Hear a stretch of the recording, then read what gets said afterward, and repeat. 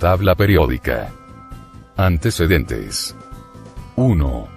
Jacobo Berzelius, 1814. Clasificó a los elementos en electropositivos y electronegativos. 2. William Proust, 1815. Todos los elementos están compuestos por hidrógeno, como materia original. 3. Triadas de Dobereiner, 1817. La masa atómica del elemento central es aproximadamente la semisuma de las masas atómicas de los elementos extremos. 4. Caracol telúrico de Chamco-Urtois, 1862. Ordenó a los elementos graficándolos en la pared de un cilindro, en orden creciente a sus masas atómicas. 5. Las octavas de Newlands, 1865. Clasificó a los elementos en filas horizontales, de 7 en 7, donde el octavo elemento se parecía al primero en propiedades. 6. Ley periódica de Mendeleev, 1869. Deja espacios vacíos para elementos por descubrirse, además predice las propiedades que debería tener. 7. Tabla periódica actual, Moseley, 1913. Las propiedades de los elementos dependen del número atómico, es decir, son ordenados en forma creciente al número atómico. En toda tabla periódica actual existen períodos. Indican el número de niveles de energía. Hay 7 en forma horizontal. Grupos. 2 grupos en forma vertical. Grupo A y B. A continuación veremos el documental completo. Cada uno de los elementos químicos que constituyen la edificación de la Tierra tiene sus propias características físicas y químicas. Pero existen ciertos patrones de estas propiedades y una notable forma de organización de los mismos.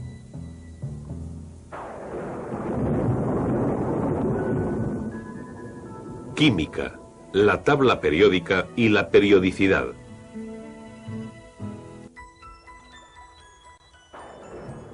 El hidrógeno y el oxígeno se encuentran en las nubes, el nitrógeno en el aire, el calcio en las rocas y en el agua del río que las baña, el magnesio en la clorofila de una hoja, el carbono en los tejidos de un crustáceo y el cobre en su sangre. En la herrumbre de un clavo hay un compuesto simple de hierro y oxígeno, y por encima de 1 millón de compuestos en la química de un saltamontes. Los elementos y sustancias que forman son los materiales que componen nuestro mundo. Los paisajes de nuestro mundo varían considerablemente, pero con la ayuda de mapas podemos organizar muchos tipos diferentes de información geográfica. Los elementos que forman nuestro mundo también varían en sus propiedades físicas y químicas, pero solamente se necesita un mapa para organizar la gran cantidad de información que tenemos sobre los elementos. Este mapa es la tabla periódica. La tabla periódica, al igual que un mapa, puede ayudar de muchas formas a organizar nuestro conocimiento de un mundo diverso. El mundo diverso es la química. ¿Cómo organiza un mapa la información sobre un área? Una forma es clasificando diferencias en las regiones. Por ejemplo, un mapa podría mostrar, mediante sus colores y símbolos, que la Tierra está aquí y el agua aquí, y un área pantanosa que separa las dos. Esta es una organización muy amplia de la información. La información sobre los elementos de la tabla periódica se organiza en términos generales de una manera semejante, dividiendo los elementos por sus propiedades en regiones de metales, metaloides y no metales. Un mapa también puede organizar información de acuerdo a las semejanzas dentro de un área determinada. Un mapa de contorno, por ejemplo, puede organizar información acerca de un área de tierra en base a una elevación o acerca de un área de agua en base a un hundimiento. La tabla periódica proporciona asimismo una información detallada. Los elementos se ordenan según su número atómico, el número de protones del núcleo. Cada fila horizontal o período muestra un tipo de relación.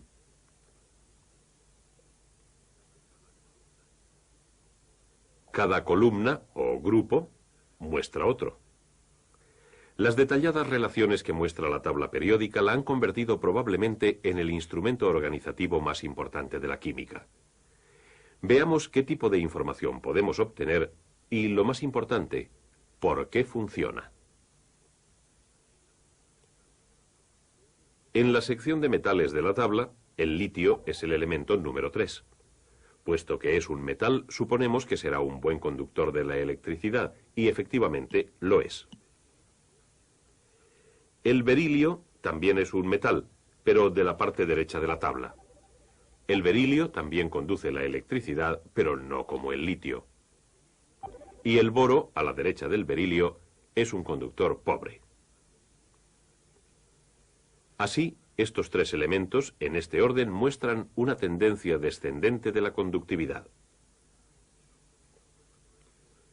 Si los sometemos a una prueba de una determinada reacción química, descubriríamos un tipo diferente de tendencia.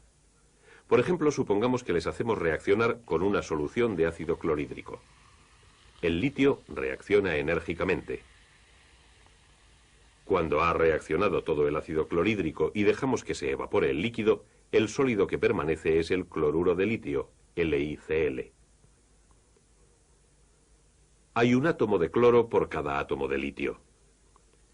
Comparemos estas propiedades con las del berilio. Reacciona más lentamente que el ácido clorhídrico. Forma el cloruro de berilio, BeCl2, 2 átomos de cloro por cada átomo de berilio. El boro reacciona muy lentamente y forma el BCl3, un átomo de boro por cada 3 de cloro. También aquí hemos encontrado una tendencia descendente en la proporción de reacción y una tendencia ascendente en su capacidad para enlazarse con el cloro. A lo largo de toda la tabla se repiten similares tendencias ascendentes y descendentes en muchas propiedades de los elementos. Por ejemplo, cojamos el punto de fusión y comencemos esta vez con el elemento número 1, el hidrógeno. El punto de fusión del hidrógeno es bajo, pero el del helio es todavía menor. Desde el litio hasta el carbono, el punto de fusión se eleva. Entonces desciende repentinamente y alcanza un punto bajo en el neón. En el sodio comienza a elevarse de nuevo hasta el silicio, y entonces desciende hasta el argón y comienza a elevarse de nuevo hasta el potasio. Ahora vemos claramente que hay algo más que una simple tendencia ascendente o descendente. Existe una periodicidad. Y si ponemos en un gráfico los puntos de fusión de todos los elementos en orden, período por período, entonces aparece la repetición o la naturaleza periódica de este modelo. Cada repetición o período finaliza con uno de los gases nobles. Estos se encuentran en los puntos más bajos del gráfico, y observemos que un gas noble finaliza cada período de la tabla periódica, y el litio y los otros metales que se encuentran en la columna por debajo comienzan cada período de la tabla. En el gráfico, cada aumento periódico del punto de fusión comienza con uno de los metales de la columna del litio. Este mismo tipo de periodicidad se muestra en los gráficos de otras propiedades de los elementos cuando estos se ordenan de la misma manera que en la tabla periódica. Densidad, masa por unidad de volumen. Potencial de ionización, la energía necesaria para arrancar el electrón de la capa más externa de un átomo. Pero no únicamente los potenciales de ionización del helio, neón, argón y los demás gases nobles tienen las mismas posiciones relativas en el gráfico como las tienen en la tabla periódica, pero sí las guardan los otros elementos que están entre ellos, desde el flúor o cloro hasta el litio, sodio y potasio. Y de hecho, si simplemente extendiéramos los elementos desde el helio hasta el potasio por orden de número atómico en una tira de papel y lo enrolláramos alrededor de un cilindro, de forma que los gases nobles cayeran en la misma columna vertical, obtendríamos la misma correlación que vimos en el gráfico. Pero estos grupos de elementos comparten muchas más semejanzas que el relativo potencial de ionización. Observemos el litio, sodio y potasio.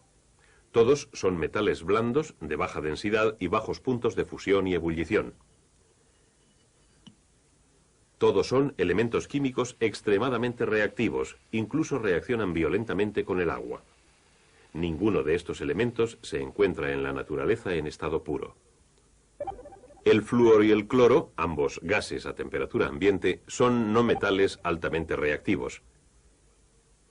El flúor, al igual que el cloro, nunca se encuentra libre en la naturaleza, solamente en compuestos. Y por supuesto el helio, el neón y el argón son gases altamente no reactivos y siempre se encuentran en la naturaleza en estado puro. Por supuesto, a lo que nos conduce esta disposición espiral cortando la tira después del helio, neón y argón, es a la tabla periódica en la cual la mayoría de los elementos que caen en las mismas columnas verticales son tan semejantes que se les considera como familias. Los metales alcaloides, los halógenos y los gases nobles. El hidrógeno es un problema. Al ser el elemento número 1, generalmente se coloca aquí.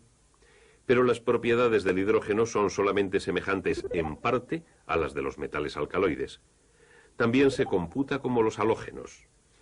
Al hidrógeno generalmente se le considera como relacionado con ambos grupos o familias, y a menudo se le encuentra en ambos lugares de la tabla. Y así, de esta forma, tenemos la tabla periódica moderna, basada en lo que se considera como probablemente el trabajo individual que más influencia ha tenido en la historia de la química. El elemento número 101 fabricado por el hombre, Mendelevio, en honor al químico ruso Dmitri Mendeleev, quien en 1869, en base al trabajo de muchos de sus antecesores, estableció el comienzo de nuestro esquema moderno de todos los elementos conocidos basados en sus propiedades periódicas. Nadie lo había hecho anteriormente, y nadie sabía cómo funcionaría la tabla hasta que los científicos desarrollaron un modelo nuevo de átomo que reveló una variación periódica en esta materia todavía más fundamental. Comenzamos con el núcleo de un átomo. Pero tengamos en cuenta mientras observamos el átomo que no hay manera de mostrar los tamaños relativos correctamente. Si el núcleo tuviera el tamaño de un guisante, alrededor de 1 centímetro de diámetro, y estuviera en el medio de un campo de fútbol, los límites externos del átomo pasarían los postes de las porterías. El diámetro de un átomo estándar es realmente alrededor de 10.000 veces mayor que el diámetro de su núcleo. Tengamos esto en cuenta a medida que empezamos con el núcleo de un átomo y visualizamos nuestro modelo con tamaños de las diferentes partes sin guardar proporción unas con las otras.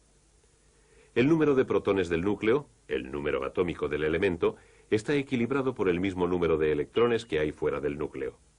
Nosotros vemos estos electrones no como planetas en sus órbitas, sino en términos de regiones determinadas donde es más probable encontrar a los electrones. Estas se denominan de manera más precisa orbitales o niveles de energía. Para identificarlos se numeran desde el núcleo hacia afuera. Los niveles tienen subniveles. El primero tiene únicamente un subnivel. El nivel 2 tiene 2 subniveles. El nivel 3 tiene 3 subniveles. El nivel 4 tiene 4 subniveles y así sucesivamente.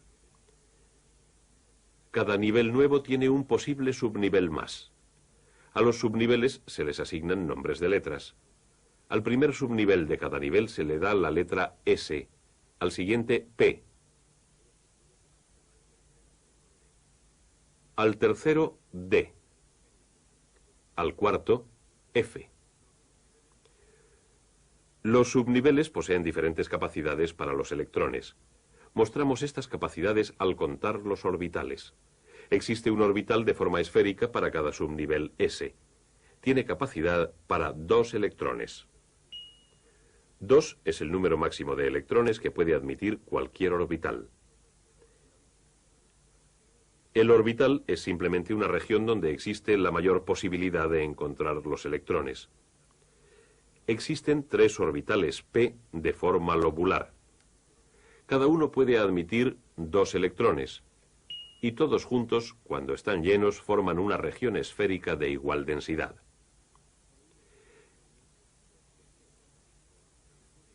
Existen 5 orbitales D de diferente forma y orientación espacial.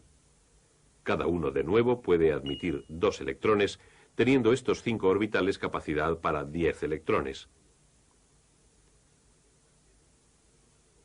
Cuando están llenos, también forman una región esférica de igual densidad en electrones. Veamos lo que tenemos hasta ahora en nuestro modelo de átomo. Cada subnivel S tiene un orbital y puede tener 2 electrones. Cada subnivel P tiene 3 orbitales y puede tener 6 electrones. Cada subnivel D tiene 5 orbitales y puede tener 10 electrones.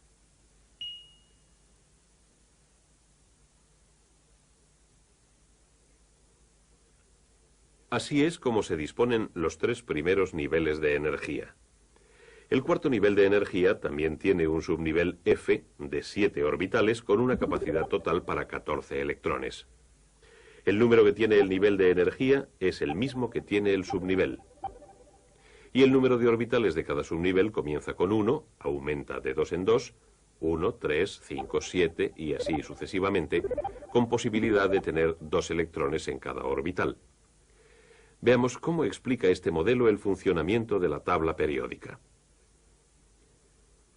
Recordemos que los elementos de la tabla periódica están ordenados por su número atómico. Consideremos el hidrógeno. Puesto que el hidrógeno es el elemento número 1, su número atómico es también 1, lo que quiere decir que tiene un protón en su núcleo. Y esto significa que tiene un electrón para equilibrar la carga. Ahora, de acuerdo con nuestro modelo de átomo basado en los niveles de energía, los electrones empiezan llenando el nivel de energía más bajo disponible de un átomo. Y así el hidrógeno, con solamente un electrón, lo tiene en el orbital sencillo del primer nivel. El helio es el elemento número 2, con 2 protones, y así para equilibrar su carga tiene un electrón más que el hidrógeno. Y existe espacio para ese segundo electrón en el orbital del primer nivel. Con el helio, ese nivel está lleno. Si hubiera más electrones, debieran colocarse en el siguiente nivel. Y ahora observemos la tabla periódica. Solamente hay 2 elementos en el primer período, llenándolo al igual que 2 electrones llenan el primer nivel de energía. El primer elemento del segundo período es el litio, el elemento número 3. Este tiene 2 electrones en el primer nivel y un electrón en el subnivel S del segundo nivel de energía. Ahora cada elemento de la secuencia de este segundo período tiene un protón más en el núcleo y por lo tanto un electrón más en los subniveles del segundo nivel de energía hasta el neón con 8. Y el segundo nivel de energía está lleno. Los electrones adicionales deben ir al tercer nivel de energía. Y de nuevo comienza un nuevo período en la tabla. Cada vez que un nuevo protón se añade al núcleo, se necesita otro electrón para equilibrar la carga. El sodio es el elemento número 11. 10 de sus 11 electrones se encuentran en los 2 primeros niveles, 2 en el primer nivel, 8 en el segundo. El electrón número 11 empieza a llenar el tercer nivel. Esto significa que el sodio tiene un electrón en su nivel más exterior, al igual que el litio, que está por encima de él, y como el hidrógeno por encima del litio. Ahora, cada elemento que sigue en secuencia al sodio tiene un electrón exterior más, cada uno en el tercer nivel. El magnesio tiene 2, al igual que el berilio. El aluminio tiene 3, como el boro, y así continúa a lo largo del período. Los orbitales del subnivel D son los próximos, pero los electrones siempre llenan el subnivel disponible de más baja energía y este subnivel D del tercer nivel no es el de menor energía. De esta forma, el próximo electrón de un átomo va al subnivel S del cuarto nivel. Y comienza un nuevo periodo en la tabla, el cuarto, con el potasio, que tiene 19 protones. Y a medida que se añaden más protones, se añaden electrones adicionales para equilibrar la carga.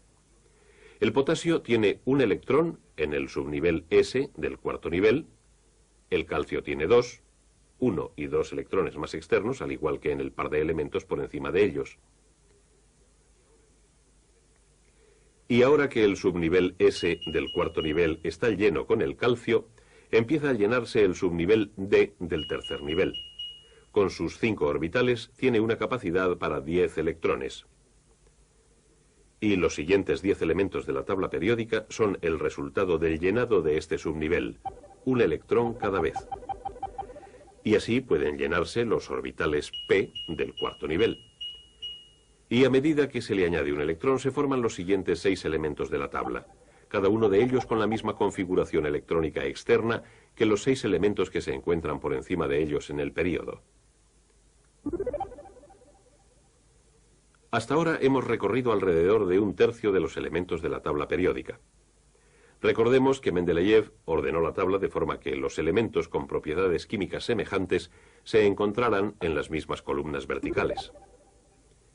Y de acuerdo con nuestro modelo, los elementos que se encuentran en la misma columna vertical tienen el mismo número de electrones en sus niveles de energía más exteriores. Estos electrones determinan principalmente la actividad química. Puesto que la disposición de estos electrones se repite periódicamente, las propiedades a que estos dan lugar también se repiten en los mismos períodos. Lo que hemos demostrado para los primeros 4 períodos de la tabla se mantiene para los 7 en total. Los elementos que tienen el mismo número de electrones externos se encuentran en las mismas columnas verticales y todos tienen propiedades semejantes. Así, el modelo de átomo explica no solamente por qué existen determinadas familias de elementos, sino también por qué se observan ciertas tendencias en la tabla. ¿Por qué, por ejemplo, los elementos son cada vez menos metálicos a lo largo de cualquier período? Porque las propiedades metálicas dependen del número de electrones de la capa externa. El sodio en la primera columna tiene 1. A medida que aumenta el número de electrones externos a lo largo del período, disminuyen las propiedades metálicas. Después del aluminio, el metaloide silicio comienza el cambio a los no metales, fósforo, azufre y cloro, y finalmente, argón. Y entonces aparece un electrón en el siguiente nivel, y de nuevo tenemos un metal, potasio.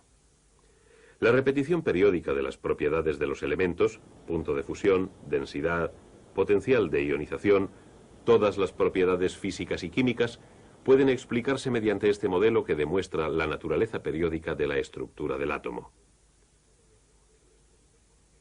Y este modelo explica por qué funciona la tabla periódica de Mendeleev. Al igual que el mapa de una compleja región, resume y organiza una enorme cantidad de información. Y también, como un mapa, ofrece una especie de guía en las áreas desconocidas. Mendeleev fue el primero que la utilizó de esta manera. Mientras trabajaba en su tabla, observó que había un espacio vacío debajo del silicio. Confiando en el parecido de la tabla con un mapa, predijo que debía existir un elemento que rellenara ese espacio. Lo llamó ecasilicio. Mendeleev basó su tabla en las propiedades relacionadas de los elementos.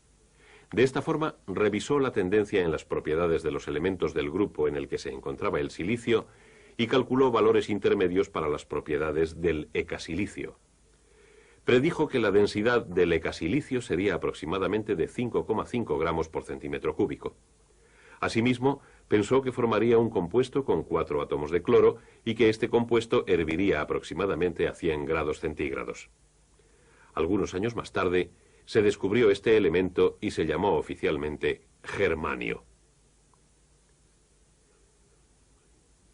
La densidad del germanio es de 5,6 gramos por centímetro cúbico. El germanio forma Cl4Ge y este compuesto hierve a 83 grados centígrados.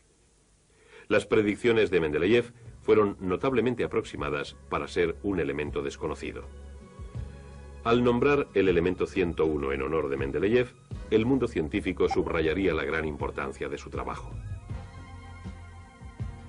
La tabla periódica de Mendeleev, la base de nuestra tabla moderna de elementos, proporcionó una notable cantidad de información. Nos conduce a un conocimiento más profundo de la naturaleza de nuestro mundo del que nunca hayamos tenido anteriormente.